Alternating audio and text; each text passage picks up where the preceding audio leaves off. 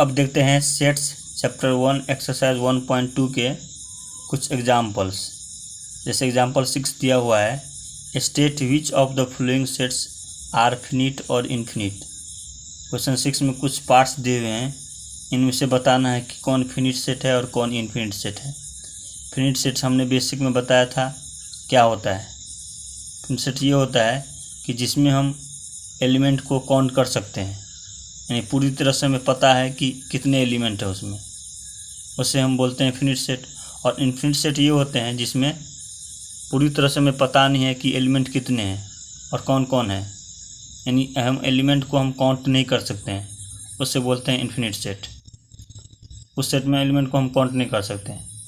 जैसे first part इसमें है x such that x belongs to natural number.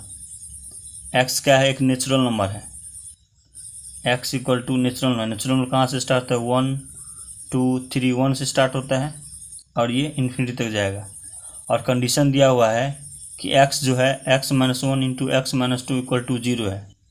तो इसको अगर हम सोल्व करेंगे x - 1 into x - 2 equal to 0, तो x इक्वल टू क्या आ जाएगा? 1 आ जाएगा और 2 आएगा। तो 1 और 2 क्या है? नेचुरल नंबर ही है ना। तो नेचुरल नंबर है और हमें कंडीशन दिया है कि 1 और 2 होना चाहिए। तो 1 और 2 क्या है? तो नेचुरल नंबर है। तो हम इसलिए लिखेंगे ये जो x है ये 1 और 2 आया है, यानी सेट में 1 और 2 आया है। और इसको हम गिन सकते हैं ना, 1 और 2 एलिमेंट है। नंबर ऑफ एलिमेंट्स कितने हैं? इक्वल टू 2 है। इसलिए हम क्या बोलेंगे? This is finite set. Finite set, हम एलिमेंट को गिन सकते हैं, 2 एलिमेंट है, तो ये फिनिट सेट। अब हम सेकेंड पार्ट देखते हैं, x such that x belongs to natural number and x square equal to 4। क्या बताया कि एक्स एक नेचुरल नंबर है। नेचुरल नंबर 1 से शुरू होता है, 1 2 3 शुरू होता है। और कंडीशन दिया हुआ है कि एक्स स्क्वायर इक्वल टू 4 होता है। तो इसका हम स्क्वायर करेंगे, एक्स स्क्वायर इक्वल टू 4 है, तो एक्स स्क्वायर इक्वल टू 2 का स्क्वायर हो जाएगा। और ये स्क्वायर से ये स्क्वायर क्या हो जाएगा? कैंसिल। एक्स इक्वल टू क्या है? 2, और 2 क्या है? नेचुरल नंबर है। 2 नेचुरल नंबर है ना, तो ये तो फुलफिल करता है कंडीशन को। तो इसमें क्या कितना एलिमेंट हो गया? एक एलिमेंट, वो क्या है? 2 हो गया। और ये जो है इसको हम गिन सकते हैं, सिर्फ एक एलिमेंट है। नंबर ऑफ एलिमेंट कितने हैं? 1 है, तो हम गिन सकते हैं ना, 1 एलिमेंट है, इसलिए क्या होगा? This is finite set. Finite set. अब हम देखते हैं क्वेश्चन पार्ट 3 यहाँ दिया हुआ है कि x such that x belongs to natural number. X एक नेचुरल नंबर है और कंडीशन दिया है 2x - 1 इक्वल टू 0 होना चाहिए।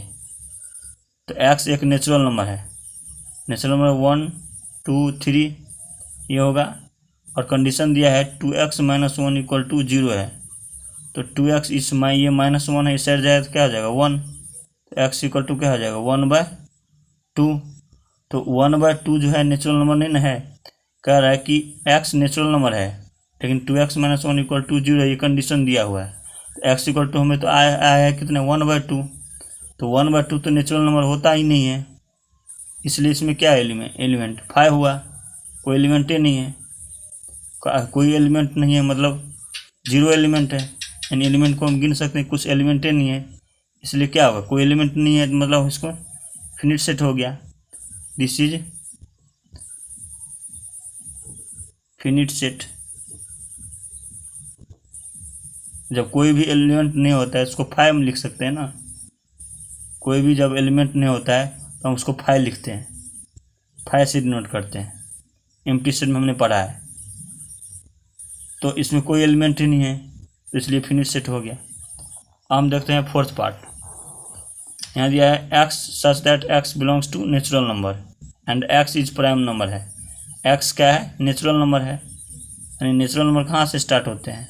1 से स्टार्ट होते हैं। 1 2 3 4 5 6 7 ऐसे जाएंगे डॉट डॉट, और x एक प्राइम नंबर है। तो प्राइम नंबर क्या होता है, प्राइम नंबर क्या होते हैं, इसके केवल 2 फैक्टर हो वो प्राइम नंबर होते हैं। तो ये बोला x एक नेचुरल नंबर है और x एक प्राइम नंबर भी हो जाए। तो देखो यहाँ पर नेचुरल नंबर प्राइम नंबर कौन कौन से हो सकते हैं, प्राइम नंबर एक केवल 2 फैक्टर, ये 2 हो सकते हैं, और 3 भी हो सकते हैं, 5 भी हो सकते हैं, 7 भी हो सकते हैं, इसके बाद 11 भी हो सकते हैं, यहाँ पर 11 भी हो सकते हैं, 13 भी हो सकते हैं, और 19 भी हो सकते हैं, 17 भी हो सकते हैं। तो बहुत सारे प्राइम नंबर हैं, तो हम क्या सकते हैं, उसको गिन नहीं सकते हैं। और जिसमें हम एलिमेंट को काउंट नहीं कर सकते वो क्या होते हैं, इन्फिनिट सेट होते हैं। इसलिए लिखना है कि since prime number is infinite, since prime number is infinite है ना, बहुत सारा है, 2 है, 3 है, 5 है, 7 है, 11 भी हो सकता है, 13 भी हो सकता है, 17 भी हो सकता है, 19 भी हो सकते हैं। इससे आगे जाएंगे और बहुत सारे मिलेंगे। तो यहाँ ये कहाँ पर ख़त्म हो रहे हैं प्राइम नंबर, हमें ये पता नहीं चल रहा है। तो prime number is infinite, so it is क्या हो जाएगा, इन्फिनिट सेट हो जाएगा। इसमें हमें क्या एलिमेंट का हमें पता नहीं चल रहा है, so it is infinite set. अब हम देखते हैं 5th पार्ट क्या है, x belongs to natural number and x is odd number. x natural number भी होना चाहिए, ओड नंबर भी होना चाहिए। तो नेचुरल नंबर क्या होते हैं, जो 1 से शुरू होता है, 1 2 3 4 5 6 7 ऐसे जाएंगे। और ओड नंबर क्या होते हैं, जो 2 से पूरी तरह डिवाइड ना हो। ओड नंबर क्या क्या होते हैं, जो पूरी तरह से 2 से डिवाइड ना हो। क्या क्या होगा, 1 होगा, 3 होगा, 5 होगा, 7 होगा, 9 होगा, बहुत सारे नंबर है। तो ये बोल रहा है एक्स नेचुरल नंबर भी है, एक्स ओड नंबर भी है। तो ओड नंबर, इसमें ओड तो 1 हो जाएंगे, 3 हो जाएंगे, 5 हो जाएंगे, 7 हो जाएंगे। तो इवन नंबर भी है ना, 2 है, 4 है, 6 है, फिर 8 है। तो ऐसा संभव ही नहीं कि नेचुरल नंबर एक्स जो है नेचुरल नंबर भी होना चाहिए, ओड नंबर भी होना चाहिए। और ये जो है इसको हम गिनती नहीं कर सकते, इन्फिनिट है यहाँ, इसलिए लिखना है since odd number is infinite so it is infinite set. हो। अब हम देखते हैं example 7, find the pairs of equal sets if any give reasons. हमें जो है इक्वल सेट का पेयर हमें पता करना है, अगर कोई है तो हमें रीजन बताओ कैसे है वो इक्वल सेट। तो सबसे पहले हम ये समझते हैं कि इक्वल सेट होता क्या है। हमने बेसिक्स में बताया था इक्वल सेट क्या होता है। इक्वल सेट ये होता है जिसमें एलिमेंट्स और नंबर ऑफ एलिमेंट्स सेम होना चाहिए। एलिमेंट्स यानी दोनों सेट में एलिमेंट्स सेम होना चाहिए और नंबर ऑफ एलिमेंट्स यानी एलिमेंट की संख्या भी सेम होना चाहिए। तो यहाँ पर इसमें तो पता चल रहा है भाई एक एलिमेंट है 0। अब बी में क्या है कि हमें यहाँ पर पता चल रहा है कि पता नहीं चल रहा कि कितने एलिमेंट है। तो इसमें देख रहे हैं कि बी सेट में x such that x greater than 15 है, मतलब x जो है 15 से बड़ा होना चाहिए, और x लेस देन 5, और x जो है 5 से बड़ा छोटा होना चाहिए। तो ये जो है कंडीशन एक साथ फुलफिल हो ही नहीं सकता है, क्योंकि ऐसा नंबर कोई है ही नहीं जो x जो है 15 से बड़ा हो और साथ में x जो है 5 से छोटा भी होना चाहिए, एक साथ फुलफिल नहीं हो रहा है। अगर इस कंडीशन को हम देखते हैं, ये कंडीशन फुलफिल नहीं हो रहा है, और इस कंडीशन को अगर हम देखते हैं तो ये कंडीशन फुलफिल नहीं हो रहा है। x इक्वल टू, अगर हम ये वाला नंबर लेते हैं तो 15 से बड़ा कौन कौन हो सकते हैं, 16 हो सकते हैं, 17 हो सकते हैं, 18 हो सकते हैं, बहुत सारे नंबर होगा। और 5 से x जो है 5 से छोटा कौन कौन हो सकते हैं, 4 हो सकते हैं, 3 हो सकते हैं, 2 हो सकते हैं, 1 हो सकते हैं, बहुत सारा नंबर ऐसा होगा।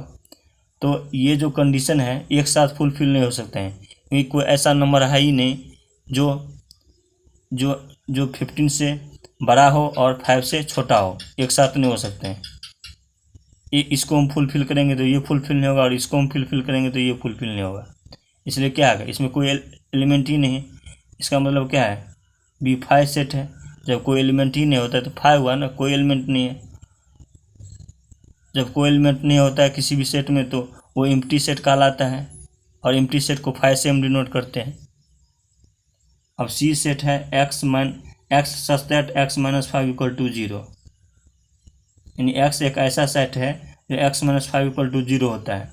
तो x - 5 = क्या हो जाएगा, 0 होगा, तो x = क्या हो जाएगा, 5 हो जाएगा। यानी इसमें क्या है, एक एलिमेंट है वो जो 5 है, यानी क्या हो जाएगा, ये 5 हो जाएगा। ऐसा एक एलिमेंट है इसमें। अब देखो D में क्या है कि x सच दैट x² = 25, तो वैसा एलिमेंट है जो जिसके हम स्क्वायर करने पर हमें 25 होता है। तो x का स्क्वायर हम करेंगे तो क्या हो जाएगा, 25। अगर हम इससे ले जाते हैं x को स्क्वायर को, तो 25 का क्या हो जाएगा, रूट हो जाएगा। तो क्या हो जाएगा, प्लस होगा 5, एक -5 होगा।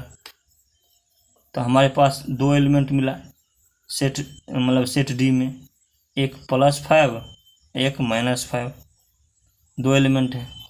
अब E सेट है x such that x is an integral positive root, मतलब x जो है एक इंटीग्रल पॉजिटिव रूट है, जिसका इक्वेशन हमें x² - 2x - 15 दिया हुआ है।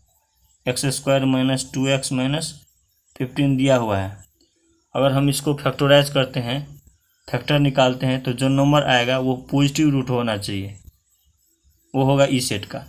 तो इसका हम फैक्टर निकाल लेंगे। तो क्या, कैसे हम निकालते हैं, इसके कोएफिशिएंट को हम इससे मल्टीप्लाई करते हैं, यानी x² के कोएफिशिएंट को हम इससे मल्टीप्लाई करेंगे। यहाँ पर कोएफिशिएंट कितना है, 1, और यहाँ पर कितना है, -15 को गुना मल्टीप्लाई करेंगे, क्या हो जाएगा, -15 को 1 से मल्टीप्लाई करेंगे, -15, और -15 को अगर हम इसको हम क्या करेंगे, फैक्टर निकाल लेंगे। 3 5 जा 15, तो 3 और 5 अब मिल जाएगा हमारे पास। इसको इस तरह से हमें जो है हमें फुलफिल, इस तरह से हमें इसको प्लस और माइनस करके यहाँ पर लिखना है, जिससे -2 आ जाए। तो अगर हम इसको -5 और +3 लिखते हैं तो -5 में से 3 जाएगा तो -2 आ जाएगा, यानी x² - 5x + 3x - 15 = 0 हो गया। ऐसे हम करेंगे तो x - 5 + 3x - 5 = 0 हो गया। अब x - 5 और क्या हो गया, x + 3 = 0, x = क्या हो जाएगा, आ जाएगा हमारे पास 5 आ जाएगा, -3 आएगा। तो हमें यहाँ बोल रहा है कि x is an integral positive root, positive root है, ये तो निगेटिव होना चाहिए, ये हो निगेटिव है और ये पॉजिटिव है, मतलब यही तो एलिमेंट होगा। यानी इस सेट में क्या हो गया, एलिमेंट हो गया, एक 5 ही तो आया है एलिमेंट। अब ये बोल रहा है कि find the pairs of equal set, pairs of equal set बताना, इक्वल सेट का पेयर हमें बताना है। तो यहाँ देख रहे हैं कि 0 जो है, यहाँ पर 0 कोई सेट में है, यहाँ पर 5 है, यहाँ पर 5 है, यहाँ पर 5 - 5 है D सेट, और E सेट 5 है। तो ए का कोई है ही नहीं पेयर, ए का कोई नहीं है पेयर। बी को देख रहे हैं 5 है, तो कोई 5 एलिमेंट है ही नहीं कोई, जिसमें यहाँ पर एक एलिमेंट है, यहाँ पर एक एलिमेंट है, यहाँ पर 2 एलिमेंट है, यहाँ पर एक एलिमेंट है, इसमें कुछ नहीं एलिमेंट, तो इसका भी पेयर नहीं हुआ। अब सी सेट देख रहे हैं, सी सेट में देख रहे हैं एक एलिमेंट है 5, यहाँ पर 2 एलिमेंट है, तो ये पेयर है, ये हुआ ही नहीं। इक्वल सेट ये होता है जिसमें एलिमेंट और नंबर ऑफ एलिमेंट सेम होना चाहिए। यहाँ पर देखो 5 है, यहाँ पर 5 है, -5 तो नहीं, इसमें -5 है, इसमें -5 नहीं है, और नंबर ऑफ एलिमेंट्स भी सेम नहीं है, इसलिए सी और डी भी इक्वल सेट नहीं हुआ। अब डी को देख रहे हैं 5 है, -5 है, तो कोई 5 और -5 है ही नहीं, इसमें 5 है, इसमें 5 है, तो एक ही एलिमेंट है ना, 2 एलिमेंट तो नहीं है। इसमें नंबर ऑफ एलिमेंट्स 2 है, इसमें नंबर ऑफ एलिमेंट्स 1 है। अब सी सेट को देखते हैं, ई सेट को देखते हैं, तो सी सेट और ई सेट में 5 एलिमेंट इसमें भी है, 5 एलिमेंट इसमें भी है, और नंबर ऑफ एलिमेंट्स इसमें 1 है और इसमें भी नंबर 1 है, 1 है एलिमेंट। इक्वल सेट क्या कहता है कि नंबर ऑफ एलिमेंट्स और एलिमेंट्स सेम होना चाहिए। नंबर ऑफ एलिमेंट्स सी में क्या है, 1 है, और ई में भी क्या है, 1 है, और 5 इसमें भी है, 5 इसमें भी है। इसलिए क्या होगा, सी इक्वल टू ई होगा, यानी ये दोनों जो है इक्वल सेट। इसलिए लिखेंगे so C and E set is equal set है। अब हम देखते हैं example 8, which of the following pairs of sets are equal, justify your answer. हमें इसमें से बताना है फर्स्ट और सेकंड में। फर्स्ट में हमें 2 सेट दिया हुआ है, इसमें हम बताना है ये दोनों सेट जो है इक्वल सेट है कि नहीं, और इक्वल सेट अगर होगा या नहीं होगा हमें जस्टिफाई करना है आंसर को। तो फर्स्ट में है कि एक्स एक सेट है जिसमें लेटर एल वाई दिया हुआ है, ALLOY ऐसे दिया हुआ है, और दूसरा एक बी सेट है, the sets of letter in loyal, और जो है उसका लेटर जो है उस सेट में बी में लॉयल दिया हुआ है। तो बोल रहा है कि ये दोनों जो है सेट इक्वल है कि नहीं। अगर हम एक्स सेट की हम बात करें तो एक्स सेट में क्या क्या मिलेगा, हमें ए मिलेगा, एल, अब यहाँ एल आ चुका है तो रिपीट नहीं होगा। हमने बताया था कि सेट में कि कोई भी एलिमेंट जो है हम रिपीट नहीं कर सकते हैं। एक बार हम ले लिए तो इसको दोबारा नहीं ले सकते हैं। यहाँ पर एल आ गया, अब यहाँ पर फिर एल आया है तो इसको हम दोबारा हम नहीं लिखेंगे। और इसके बाद LO आया है और Y, तो ये हमें मिलेगा एक्स सेट में। और बी सेट को देखते हैं, बी सेट में the set of letters in loyal में क्या क्या आएगा, एक एल आएगा, अब एल कहीं भी और आएगा जैसे यहाँ पर है, इसको हम दोबारा नहीं लिखेंगे क्योंकि एक बार हम लिख चुके हैं।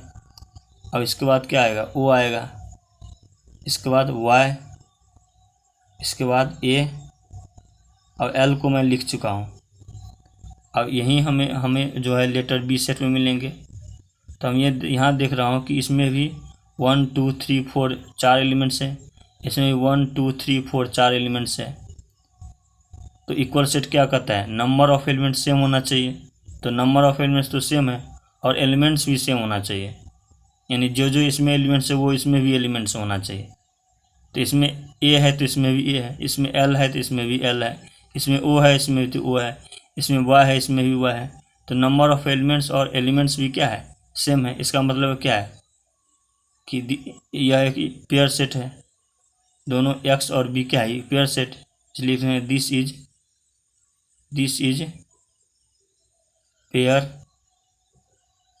Is pair set. अब है सेकंड, हम सेकंड पार्ट देखते हैं, n बिलोंग्स टू n।